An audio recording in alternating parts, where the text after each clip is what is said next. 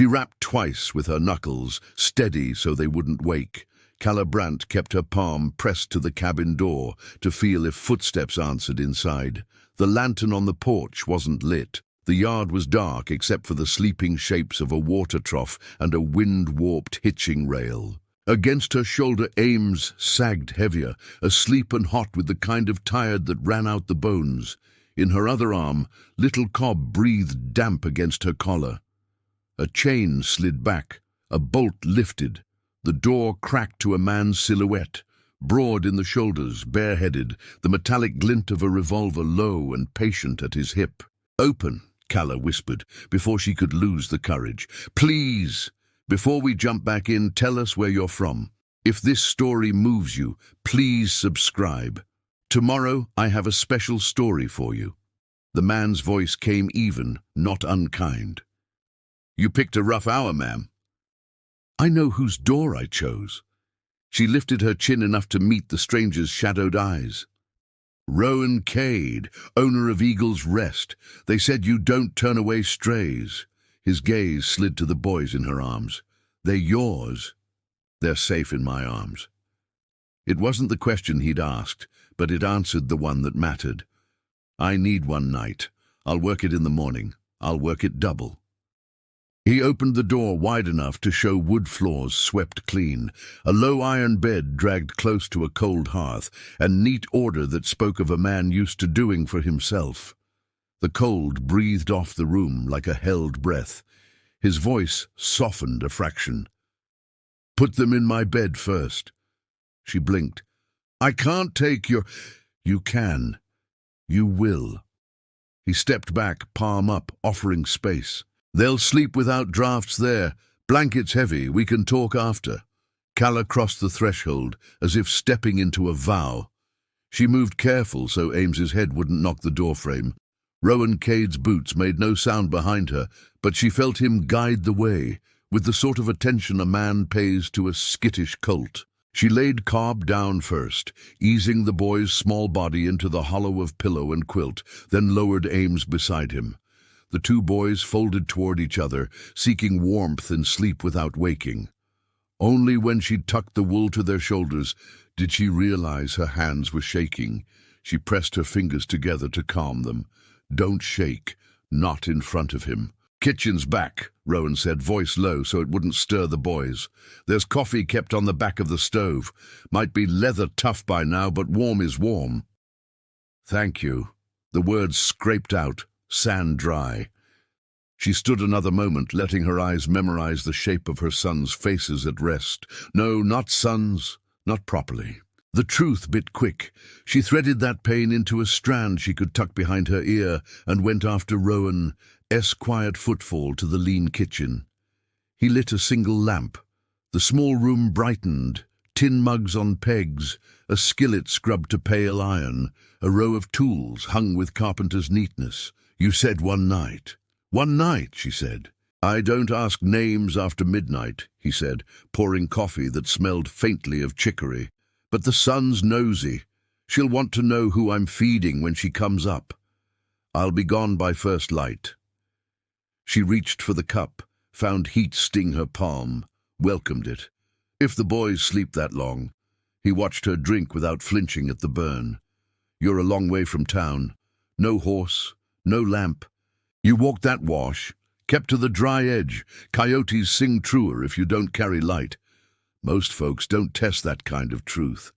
He leaned a shoulder against the door jamb, not blocking the way, merely present. "They'll be looking for you." "Yes." The word fell heavy. "By dawn." Rowan didn't glance toward the revolver hung near the door. He didn't have to. Calla had a sense he knew the weight of it, the way he knew his own hand. "You want the boys hidden? I want the boys fed." She set the cup down gentler than she'd picked it up. "And their feet not bleeding in the morning. After that, I'll take whatever the day decides." He studied her a long breath, enough time for the tick of the clock on the shelf to become the only sound in the room. "I got biscuits baked at sunset," he said at last. "Fry an egg when we dare a little noise. There's lard for their feet, and I've got a mule with more stubbornness than sense if walking in at kindness any more." Kindness. She didn't know where to put that word. She folded her hands into her shawl. You'll ask me questions later. I'll wait until you start answering a few you've asked yourself first. He tipped his head toward the bunk room. You can bed down on the pallet by the stove. Boys have my bed. That's not negotiable. Then what is? The heat of the coffee spread along her throat and made her braver than was wise. Men don't give without the string. I don't give, Rowan said simply. I hold a gate and see if people walk true through it. If they do, I keep it open. If they don't, I shut it. A laugh moved somewhere low in his words, not mirth, something like mercy. It startled her more than loudness would have. You're a peculiar kind of rancher, Calla said. Eagle's Rest asks me to be. He pushed off the jam. Sleep if you can. I'll keep first watch. She wanted to argue. Habit born of too many nights surviving men who changed their mind about what they did offer once fear slept. But the boys lay warm in a stranger's bed, their breath turning even, and her shoulders ached like they'd been carrying 30 miles of road alone. She tightened the shawl and lay on the pallet, one hand outstretched toward the bed, close enough that her fingers brushed Cobb's heel through the quilt. She fixed her eyes on the strange ceiling and let them sting until the sting steadied into breath. If sleep came, it took her without dream. She woke to silence, not the dangerous kind, no hobbled hush before a storm, but the frank quiet of a house held gentle for those still sleeping. A crease of grey drew a line under the door, the east coming on. She rose, careful, and found the kitchen already warm and the smell of eggs like a remembered song. Rowan stood at the stove with a spatula, sleeves rolled, eyes softened by the made decision of morning. How long? She asked. An hour, he said. You never moved. Boys did. His mouth tipped not quite into a smile. The older one tried to steal my blanket around 3. Aims, steals whatever is warm. She swallowed her first name for him. She had never said it in front of strangers, not since leaving the last place. People could use a name like a lasso. Cobb will eat if you make your eggs runny. Cobb, Rowan repeated. He plated 3 eggs on tin and set out a crock of biscuits split with a thumb. And the other? She hesitated. Names were like windows. Open them and anyone could look in. But the boys would be awake soon and she couldn't keep pretending the world wasn't at a world. Ames, she said finally. And you? He asked. Calla. The cost of it surprised her. How stiff the coin felt at first, then how the paying made breath easier. Calla Brandt. He nodded like a man shown a fence line and told which gate swung. All right, Calla Brandt, table's set. They ate with their heads close to the bedroom, waiting for the sound of the boys waking. It came in a thump and a soft oath as Ames's foot knocked the bed frame.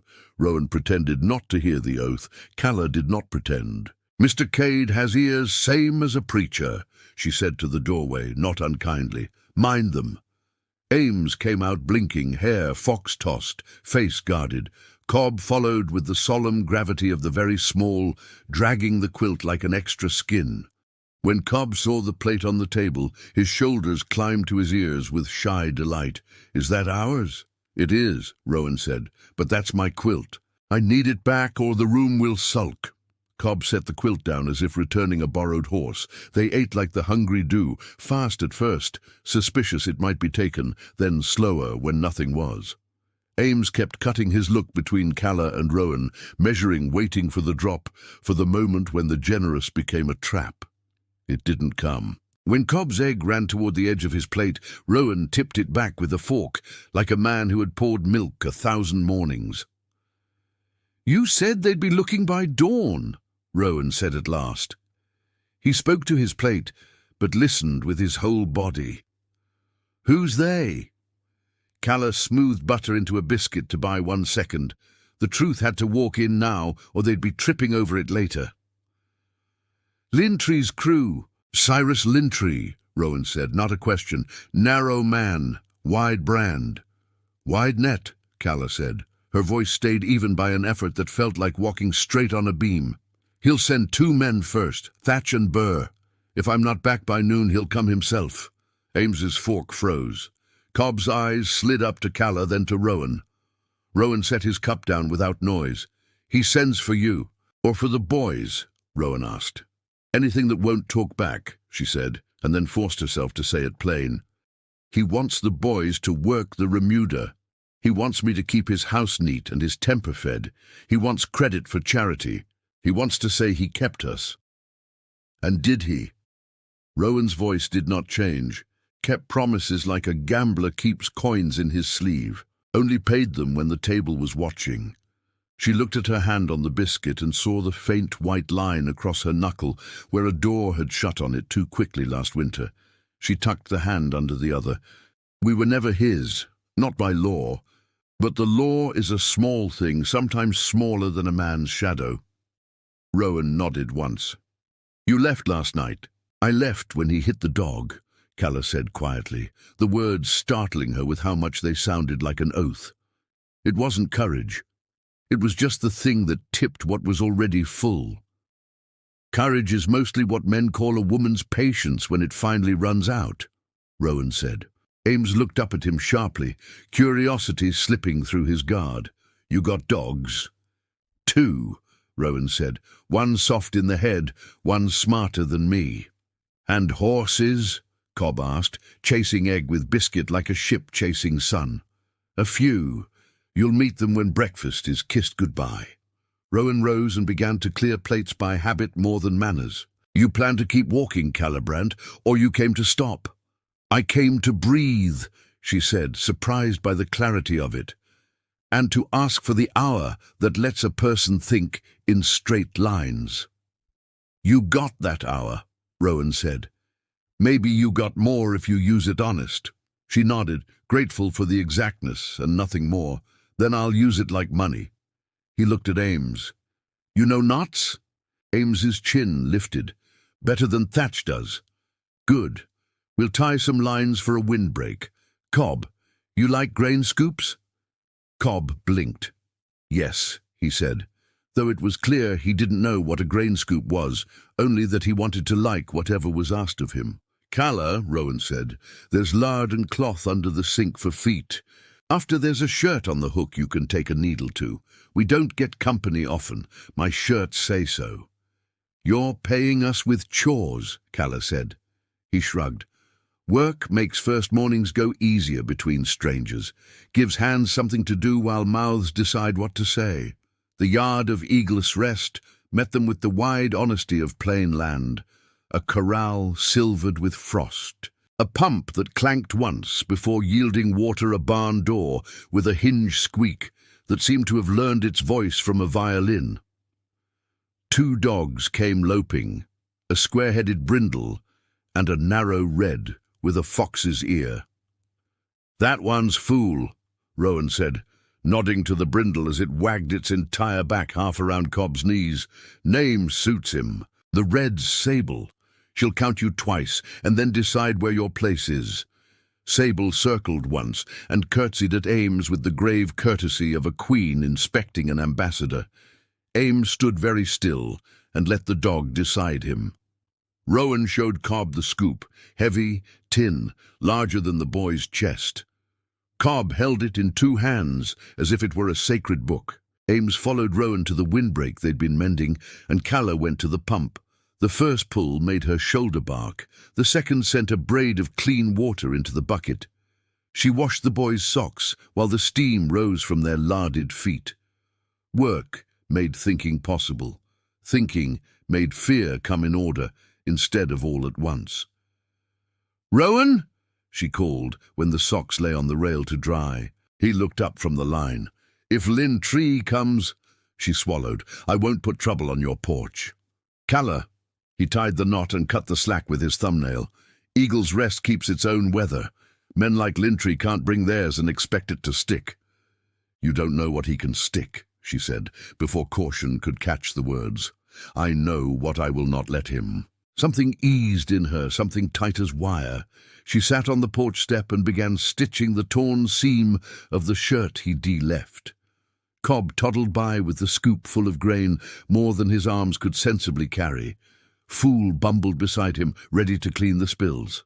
Ames, serious as an old man, took Rowan's instruction without anger, as if the care with which Rowan showed him the windbreak line was a language he'd been hungry to hear, and didn't he want to admit. The sun warmed the yard. Frost retreated from the barn roof like a rumour. For a few hours, the day pretended it would be ordinary. The riders came just before noon. Calla felt them first in the way Sable's head lifted. The red dog's ears pointed down the road as if pulled by string. Fool kept wagging, but a confused whine started low in his throat.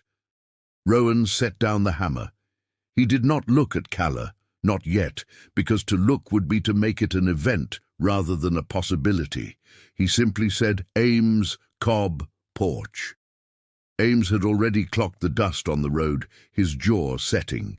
Cobb turned the scoop too fast, and grain sheeted to the ground in a quick, bright spill. Calla stood and shook her hands dry of thread, then wiped them on her skirt.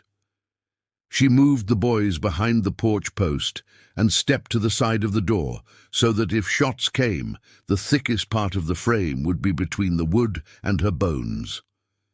Two men rode in as if they owned the horizon. The first wore a coat with silk piping at the cuffs, Thatch by the crow-smart eyes, and the habit of counting things that weren't his. The second had shoulders like a bull and a face with a healed split in his lip. Burr. They reined up 10 strides off the porch, exactly the distance a coward thinks is safe. Rowan didn't step down to meet them. He stood on his own porch, at his own height. "Morning," he said. "Is it?" Thatch drawled, as if the day had offended him. "Cyrus Lintree's got a question wandering missing. He sent us to collect an answer." "That's so," Rowan said. His voice carried no challenge, just the clarity of a man saying what is. "I got coffee," Burr spat. "We ain't here to swap heat." "Then you'll be dry-mouthed when you leave." Rowan's eyes moved once to Sable, who had settled herself in front of the porch, body loose, eyes bright. At that subtle cue, the dog lay her head on her paws, waiting, coiled politeness. Thatch's gaze flicked past Rowan, seeking. It skimmed off Calla without landing. She knew how to make her face like a wall with nothing written on it. But when his glance brushed the boy's hair, something greedy quivered at the edge of his mouth. "Lintree looking for a woman and 2 brats. He's been feeding off his ledger. Says the first'll wander at night if he don't keep his doors latched." "Maybe he should latch his character," Rowan said mildly. Burr's hand slid toward his holster, then stopped when Sable lifted her head a half-inch. The dog did not growl. Her silence made Burr's hand look foolish. "Names, Cade," Thatch said. "You seen any wanderers?" "I seen some hungry," Rowan answered. "Fed them. Seemed a simple chore. You want names, go ask a church. They keep those." "Lintree keeps receipts," Thatch said, drawing out a folded paper with the flourish of a banker. "He don't hand out charity for free. Says he's got rights to what he's dressed and watered." "Animals are dressed and watered," Rowan said. "People are fed and clothed." He didn't look down at the paper. "You can put that away." Burr leaned forward in his saddle, big hands worrying the reins, trying to bend fear into usefulness. "You got 2 little thieves on that porch. We see that," he said. "Lintree says they owe hours." Calla felt Ames press into the back of her skirt as if he'd put his roots down in her hamstring. Cobb wrapped his fingers in the string of her apron. She smoothed the hair over Cobb's ear and made her mouth calm. "They owe no man," she said, and didn't care that she spoke without permission. "They were not bought, and they cannot be sold." Thatch looked at her as if she had stepped out of a brush pile with a rattler in her hand. "There she is," he said softly. "Lintree said she'd talk like she's got papers." "She's got a voice," Rowan said. "That's older than your receipts." "Cade," Thatch sighed, the way a man sighs when an animal won't go into a pen. "Move aside." "I am exactly where I am going to be," Rowan answered. "You're the ones deciding whether you are." Burr's lip twitched where the old brake tugged it. "We can come back with more hands," he said. "Boss don't like to waste a morning." "You'll waste a life if you try to climb this porch," Rowan said. He didn't reach for his gun. He reached for the coffee pot, poured himself half a cup, and took a sip while looking at them over the rim. A man willing to drink in a standoff spoke a particular kind of confidence. Thatch thought it over, eyes flicking from Rowan's empty hands to the dog, to the boys, to Callah's face, which she kept as useless to him as she could. He folded the receipt with neat care and slid it back into his pocket. "Lintree's going to ask himself," he said finally. "Noon tomorrow. He likes lunch with his lessons." "Then I'd better bake," Rowan said. Burr made a sound like a horse refusing a bad bit and turned his gelding hard. Thatch tipped his hat in a slow mockery. It looked like politeness from far away. They rode off with their backs arrogant and their spines not certain. When the dust thinned, Rowan exhaled once through his nose. Sable stood and shook tension down her spine as if shedding rain. Fool went right back to finding the spilled grain as if the world were simple again. Ames loosened his grip on Callah's skirt, but did not step away. Cobb whispered, "Do we have to go?" "Not today," Rowan said. "Today we mend fence, and this evening we make stew, as if we were ordinary people and not a riddle men can solve."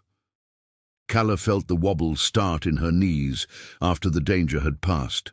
The delayed tremor of a person who had walked across a river on a log and only looked down once she reached the bank. She pressed her palm to the porch post.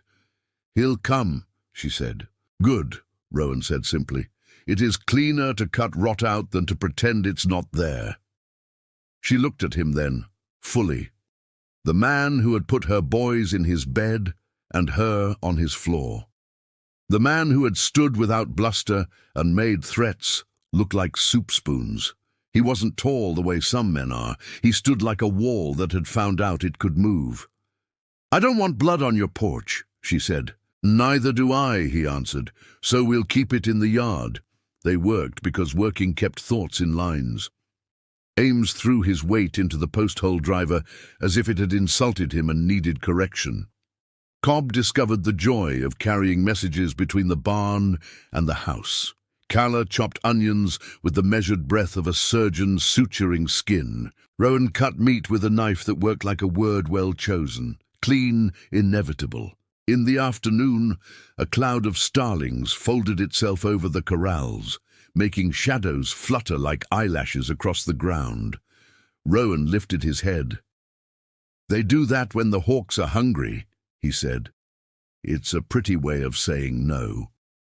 "Pretty is the first trick," Callah said. "The second trick is staying alive." Rowan's mouth did that almost smile again. "You got both in you." "Not pretty," she said, surprising herself with the bluntness. "I used it up early." "You used up the version that made men careless," he said. "What's left is the one that makes boys feel safe. That kind's rarer." Her throat tightened. She turned back to the pot, to the steam that blurred the world into something kind. Evening drew its long shadow and laid it down. Rowan brought out a lantern and hung it from the hook by the porch swing. The stew tasted like 100 small yeses. Ames ate a second bowl with a teenager-ish apology-free hunger and looked embarrassed only when Rowan asked if he wanted a third. Cobb fell asleep with a spoon in his hand and gravy on his chin.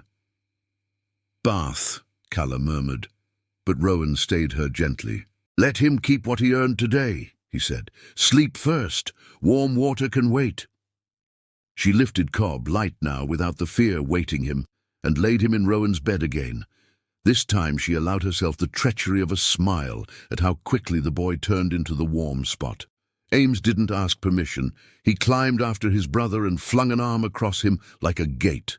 "You can take the bed," Rowan said from the doorway. "I'll keep watch. I won't put you on your own floor. I sleep fine where I please." "Then share." The word slipped out before she could ration it. Rowan's eyebrows went up. She heard how it sounded and felt heat climb her neck. "I mean the keeping of watch," she clarified. "Wake me at midnight. I'll trade you the porch." "All right," he said, and the surprise in his eyes turned into respect that warmed her more than the stew had. Midnight. It was near to that hour when Sable, who had been asleep with her muzzle tucked to her flank, lifted her head and made a sound that was not quite a growl and not yet a bark, a note a woman might make when she knew the wrong man had a key. Rowan was at the door, with the quiet of a habit years deep.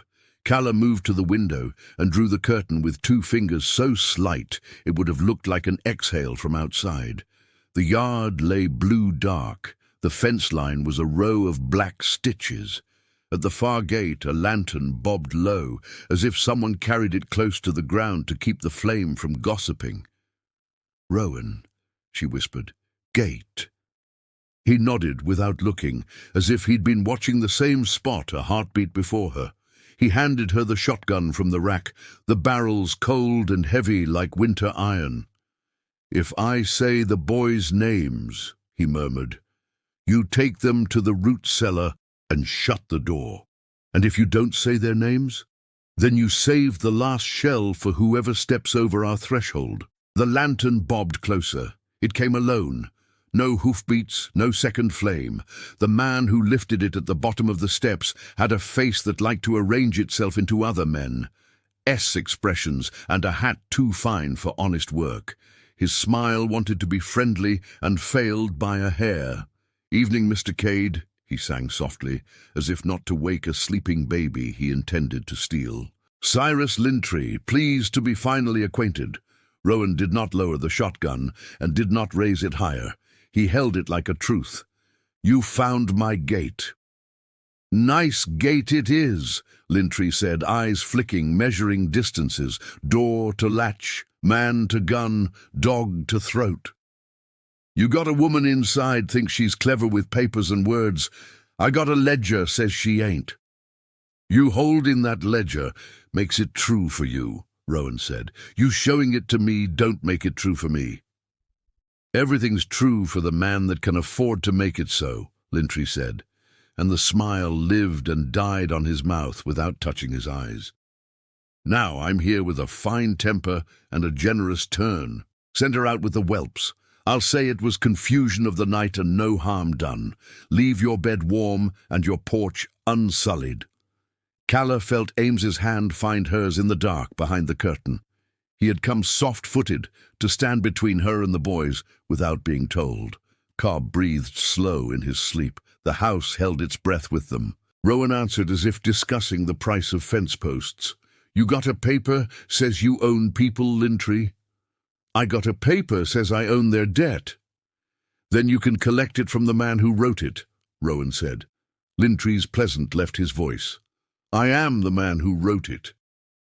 "Then tear it up and forgive yourself," Rowan said, and for the first time a small, fierce smile came and stayed on his mouth. "Seems you got the power." Lintry looked past Rowan to the sliver of lamplight along the curtain. Calla knew the exact instant his gaze found the outline of her shoulder. His voice turned thick with the kind of sweetness that rots fruit. "Calla Brant," he crooned, "you come on now.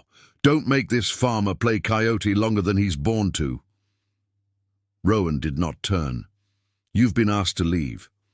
"I don't take doors told to me by hired hands," Lintry said softly. "I open them." He set his boot on the bottom step.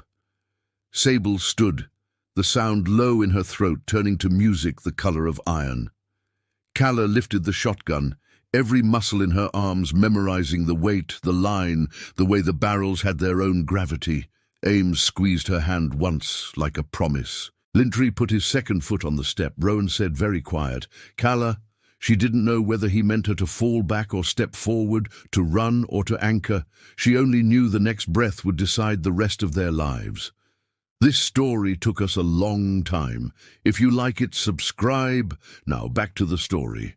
The word still hung in Calla's head, like a thread she could pull to keep herself from shaking.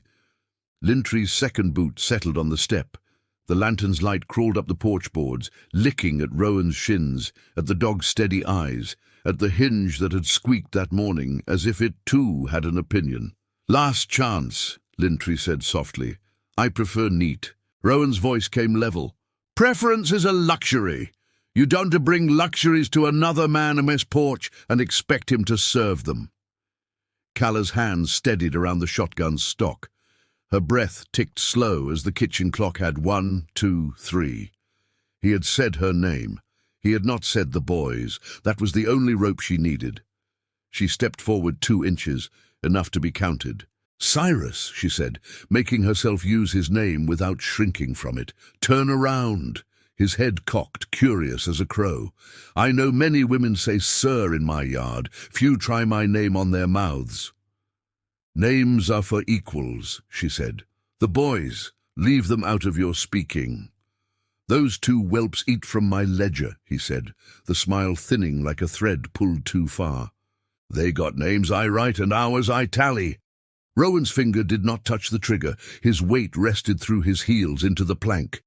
"Ledger's a book. You can drown it. You try that with people and they float." "That right?" Lintry's eyes slid to the curtain. "Float often enough, they still drift back where the current wants." Calla took those 2 inches more. "You will not set foot on this floor," she said. "We're not drift, we're root." For a moment, thin as a blade of grass in a cattle trail, she saw it. The look Lintry's face wore when the trick he was about to play met a hand that had already emptied his pockets. It wasn't rage, it was calculation changing clothes.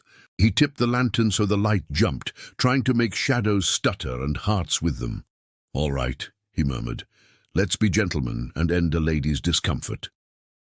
He set the lantern on the porch, flame steady. Both his hands rose, palms out, fingers very slightly apart like a man ready to catch a coin.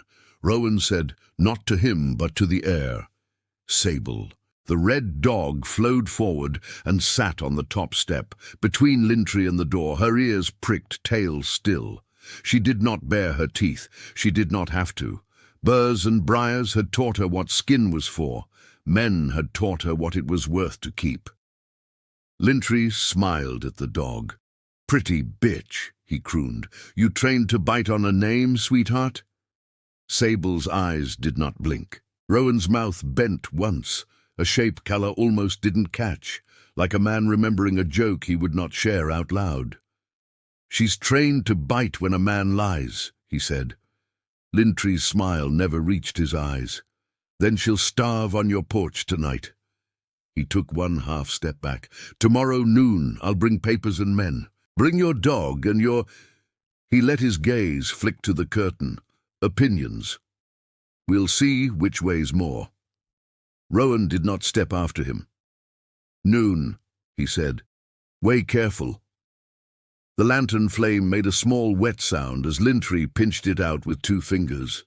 Darkness poured into the yard like water filling a tub. For 3 heartbeats, Calla heard nothing but the hum of her blood and the faint, dignified snore of fool under the porch. Footsteps retreated. Gravel spoke. A gate hinge clicked open, then shut.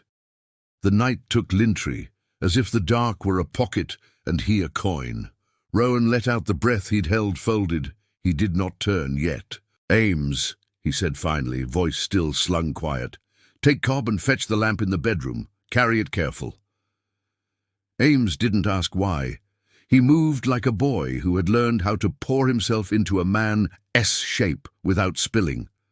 Cobb woke to his name like a bird to a whistle, eyes moon-bright and clear by the time his feet hit the floor. Calla set the shotgun back in its brackets, but didn't let go until the barrels had found their home in the wood. Her hands felt like the boards, old and steady. She drew the curtain and found the courage in that small sound, cloth on rod, to look Rowan full in the face. "I almost ran," she said.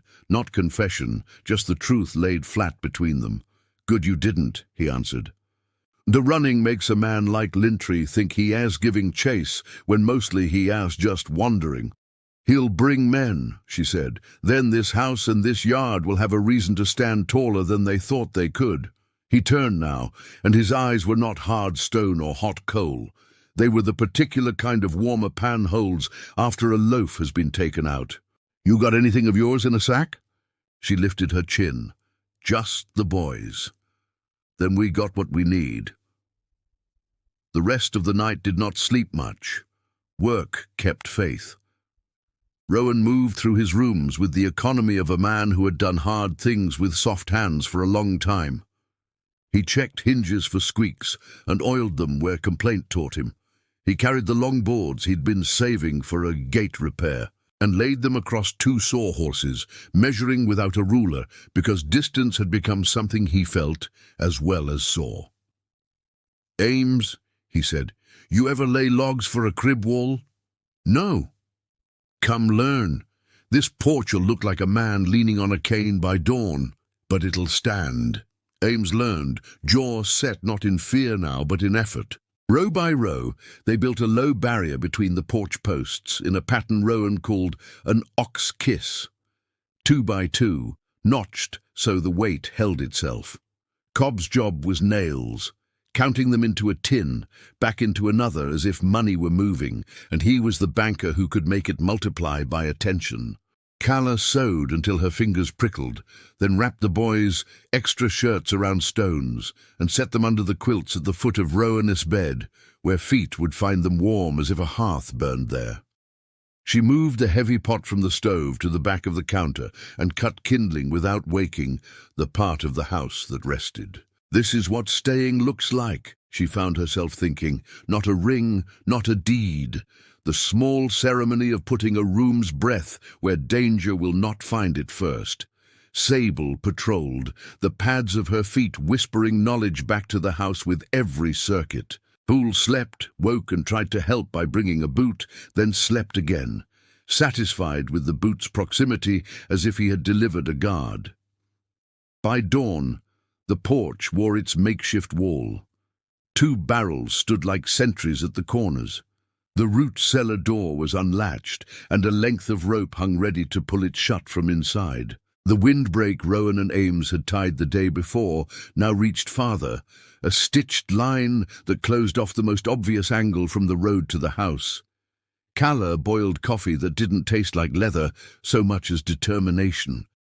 She buttered bread so thick it ate like meat. The boys devoured. Rowan ate like a man fueling a team. Calla made herself chew until the knot in her belly remembered how to loosen. "Lintry said noon," Ames said, as if putting the number where all their eyes could see, it would make it less of a ghost. "Noon," Rowan agreed. "We'll be ready at 10. "What do we do until then?" Cobb asked, the spoon tilting oatmeal against his mouth and making a small mountain of it on his lip. "We live," Rowan said mildly. "Stalls need mucking. Water needs pulling. Sable needs telling she's pretty."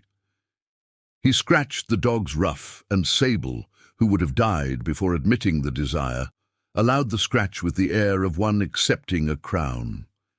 Calla rose, bowls in both hands. "I'll take the root cellar first," she said, meeting Rowan's eyes without flinching, letting him see that she had written fear into a list and put it third. He nodded, a compact of equals. "I'll walk ahead. Ames, fill the oil lamps and set one at the top of the cellar steps, one at the bottom on the left. Cobb, you're my runner." "My what?" "You run messages," Rowan said solemnly. Cobb squared his shoulders as if grown 2 inches by the assignment. "I run fastest when I don't look at my feet." "That seems true of most men," Rowan observed. The cellar smelled of apples and earth. Calla touched the jar rose. Beans, peaches, the quick vinegar snap of pickled okra, as if reading the braid of someone else, planning and finding lines that matched her own. She slid the wooden bar into the inside of the door and timed how long it took to lift it again. Ames counted with her. 7 if Cobb is quiet, he said gravely. 7, she agreed. He can be quiet. Ames considered. If he thinks it's a game, then we make it one. She looked at him. You were brave last night. He scowled at the compliment as if it were a splinter he could not quite reach to pull. I didn't do anything. You stood still, she said, Most boys run in circles and call that courage. Standing still is the kind that lets other people move right. His scowl loosened by a hair. I know knots now. You do, she said. I saw. They went up into the daylight and carried living forward into the hours that make people forget they waiting for something hard. Cobb ran messages perfectly. Sable accepted compliments as duty.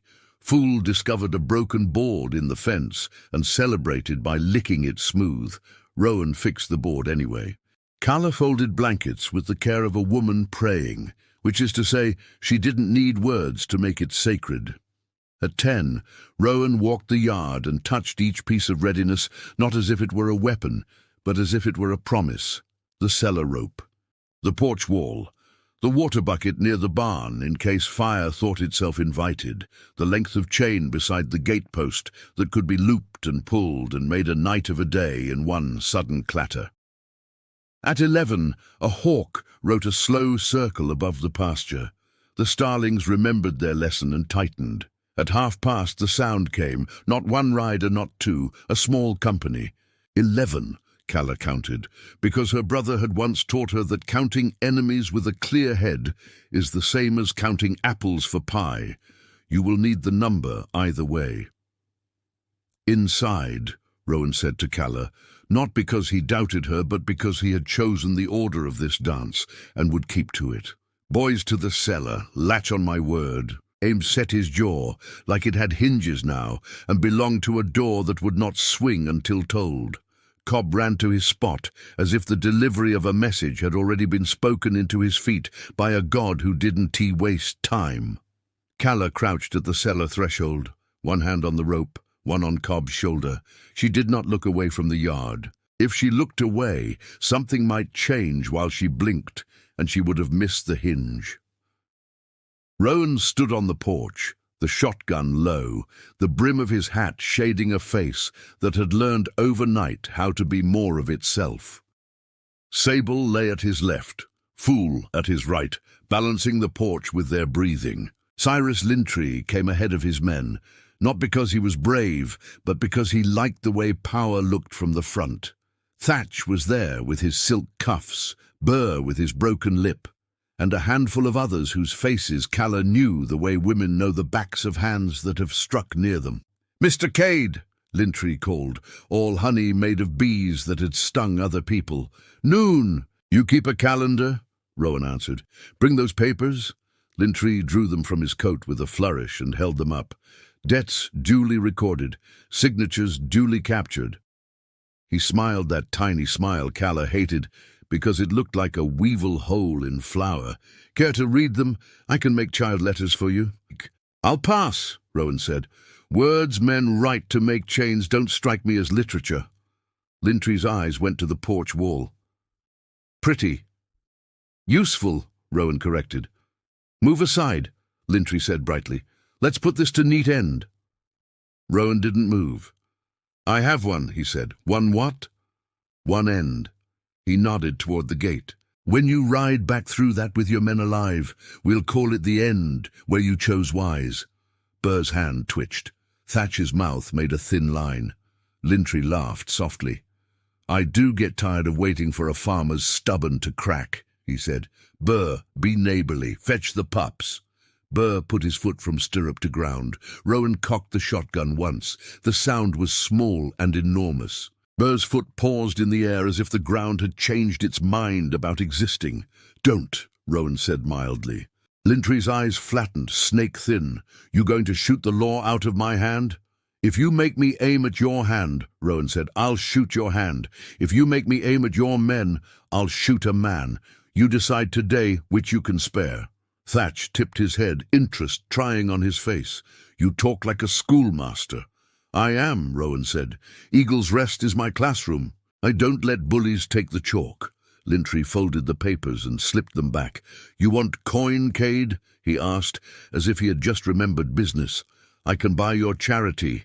Everyone else's has a price." Rowan's only answer was to take his hat off and set it on the porch rail. His hair lay damp at the edges with sweat that had nothing to do with fear. "You'll listen once," he said, and changed his voice, speaking not to Lintry but to the men behind him. "There are two kinds of work in the territory. The kind that builds fence and keeps calves from straying, the kind that breaks fence to prove it can. Both pay. One pays longer." Burr made the involuntary sound a man makes when truth touches a sore tooth. Thatch looked away, flicked the silk on his cuffs. One of the younger riders, cheeks not yet hardened into cruelty, shifted in his saddle as if the words had moved the ground under his horse.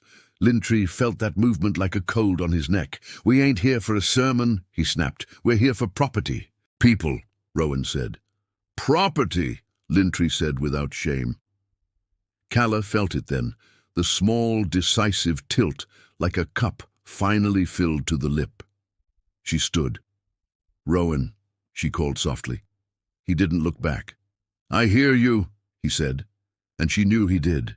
Knew he would follow the sound of her voice through a swarm of bees without flinching. She stepped out from the cellar doorway, leaving the rope loose but in her fingers.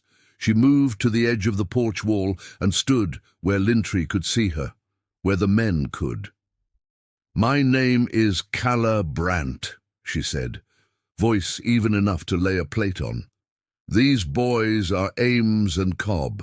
We owe no man." Lintry's smile slid. "You owe me hours," he purred. "You owe me quiet." "I gave you both," she said. "More than enough. You spent them." The younger rider's mouth opened, then shut, as if the thought inside it had realized it would be safer in his pocket. Lintry looked not at her but at Rowan, the way a man looks at a board he wants to pry. "You playing husband, Cade?" Rowan's eyes didn't flicker. "I'm playing neighbor," he said. "Since she knocked on my door, I get first say on who comes through it." "You want marriage to make it tidy?" Lintry asked lazily. "I can fetch a preacher and still make noon." "I'll fetch one if I ever want you to attend anything holy," Rowan said dryly. Lintry's humor died. He leaned forward, the brim of his fine hat making shadow like a threat. "Move," he said, and lifted his hand. Rowan did not raise the shotgun. He lifted the chain loop with his foot and let it fall. It clanged, a sound like a bell deciding to be a bar. The horses danced, eyes rolling, men's hands full suddenly with animals who remembered that they were animals and not furniture. Sable flowed from sit to stand and set herself like a red comma at the sentence of the porch S edge. Fool barked once, then remembered he was supposed to be the fool, and sat again, tail wiping the porch clean of dust. Lintry's horse, a proud bay bored with men's fights, danced sideways and knocked Thatch's knee into Burr's stirrup. Burr cursed. Thatch's hand jerked to his belt. Rowan fired, not at a man, not even at the horse. The shot hit the dirt a foot from Thatch's boot. Earth sprang up and slapped silk with mud. Silence hiccuped. Lintry's smile came back brittle. "You got some nerve, Cade." "I prefer to think of it as spine," Rowan said. Thatch wiped at his cuff, as if the mud insulted him personally. "You going to bleed for them, really?" he asked, a wonder in his voice that made Calla realize he could not imagine a world where a man did a thing for which no coin ever came. "If bleeding keeps them from emptying themselves into men like you," Rowan said, "then yes." Burr was the one who broke first. He went for his gun the way he probably went for everything, too fast and expecting the world to get out of the way in time. Rowan's second shot took Burr's hat clean off. The third would have taken his ear if Burr had not felt fear like a new weather and ducked. Men froze, a flock mid-turn, when a hawk's shadow skates over them. In that breath, Calla felt the outline of the moment open like a gate. She took it. "Ames," she said, voice low. "Now." Ames, who had been a hinge this whole while, swung. He slipped out the back, looped the windbreak line Rowan had taught him, and yanked. The far gate dropped, a clatter like an old church falling to its knees. Two of Lintry's rear riders spooked, reins white-knuckled, horses stepping backward into each other's fear and making more of it.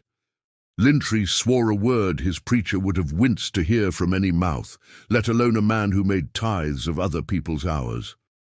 He drew his gun, Not the showpiece on his hip, but the little one in his coat, the one meant for up-close work, the one that had written sentences under women's ribs and called it grammar. "Rowan," Calla said again, but this time it was a warning. He moved before the warning had finished living in the air. The shotgun roared, and Lintry's lantern from the night before, in some thought he had placed it back on the rail without remembering, exploded into a paint of fire that hissed and went out under the bucket Rowan had placed there for that purpose. Smoke farted and cleared. The dogs did not move. The boys did not cry. Cobb's hand on Calla's skirt tightened just enough to remind her that he was bone and breath and future. Then the world sucked in a breath it had been holding since midnight and exhaled all at once. Men shouted. A horse screamed, not pain yet, just a complaint that no one knew their job. Thatch grabbed for Calla's arm across the porch wall and found his hand caught between two boards Rowan had planed tight on purpose. "Mind the gap," Rowan said politely, recocking. Thatch wrenched free with skin left behind on the wood, like a note pinned under a door. He let fly his own shot, wild, the sound ricocheting off the windbreak and making Cobb flinch. Calla drew the shotgun from its rest without thinking. The years she had kept quiet lined up behind her like soldiers who had finally been told the enemy's face. She aimed, not at Thatch's meat, but at his arrogance, and shot the tin water bucket by his boot. It jumped and drenched him. He swore, shocked, then caught sight of himself, silk cuff dark with water, hat sliding off his ear, and the humiliation did more to empty the fight from him than injury would have. Lintry didn't flinch at water or shame. He moved with a dancer's petty grace, gliding where Burr blundered. He found the angle, the one Calla had calculated and tried to close, and couldn't tee, because a yard is a yard and has holes it will not confess. He slid sideways, put the small gun where a belly would be if Rowan were closer, and had taken that step he wanted them all to see. He whispered, "Neighbor," as if the word were a knife with a friendly handle. Rowan saw him. Calla saw Rowan see him. Time did its strange kindness then, stretched thin as sugar pulled into a ribbon. She thought of everything in that space, the dog's warm chest under her palm earlier, the notch in the porch rail from a winter 2 years ago, when a freeze had cracked wood, and Rowan had left it as a reminder that nothing stays whole without care. Ames at the windbreak, breath white with pride, Cobb asleep with a spoon, because his body had believed for a minute that it would be allowed to finish what it had started. "Cobb," Rowan said, and the name was the signal. The little boy dropped to his knees. Calla yanked the rope. The cellar door swung. Air rushed. Lintry's aim shifted, not much, just the width of a prayer. Rowan moved into that width. The yard ignited. The shot went off. Sable leaped, meeting a man's wrist with teeth meant for coyote and the clean break of bone that follows refusal. Burr's third try at bravery tripped on the chain and ended belly down in manure with his dignity, thinking about moving out west without him. Thatch, wet and shivering with fury, fled to the fence and thought about what silk cuffs meant in a place where water had ideas. Lintry kept his feet. He kept his smile. Blood ran bright down his wrist where Sable's proof had been written. He used his good hand to raise the little gun again, not at Rowan now, not at Calla, at the door, at the dark where children had just disappeared.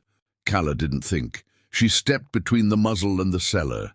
Lintry's eyes widened, not at her bravery, but at her audacity to believe it mattered. "You won't," she said. "I always do," he replied. And there was no anger in it, only truth, like a ledger entry. "Not today," Rowan said, and for the first time his voice dropped all the way down to where a man's promise lives. Lintry turned the small gun toward that voice without needing to see it. He and the weapon knew each other like bad friends. The muzzle leveled at Rowan's heart from 5 paces. Calla heard the hinge of the moment creak. "Rowan," she whispered. The hammer came back. The air held still as if all its weight depended on the space between click and fire. Lintry's finger tightened. The hammer fell. 2 more great stories are next. Don't miss them. Subscribe and turn on notifications.